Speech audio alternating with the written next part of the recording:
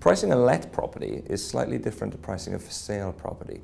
You know, when a house is on for sale, people sort of subconsciously know that if it's on for price X, then, you know, you're going to get an offer somewhere short of that. It's not like that with lettings. What you find is there's very fine margins in the lettings business, and if a house is advertised at, say, $500 a month, if the person can only afford 475, they don't come up and make an offer, they just don't ring at all.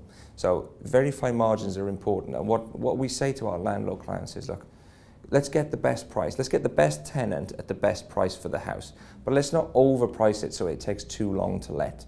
So for argument's sake, if the market rent of your house is £500 a month, and you want to push it to the limit a little bit and say, let's try it at 550. Fine, that's your asset, and you know that's your choice entirely. But what I'd like to point out is that that extra £50 a month, say for example it takes 2 months to find the right tenant rather than a month, well, you've just lost £550 in the space of time that the house has been empty, not counting your council tax and your water and your gas and electricity. You're probably near £600 you've lost.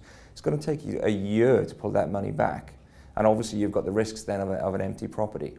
So price the house properly, and there are a number of factors when pricing a rental property. They are obviously location, that goes without saying, but it's also things like the number of bedrooms is a strong determining factor of the price of the house.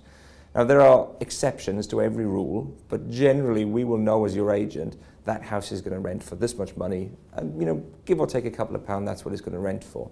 So my advice is don't overprice it, price it correctly. That means you get a bigger pool of potential tenants to choose from because the house is at the market price, and get it let quickly with the right tenant.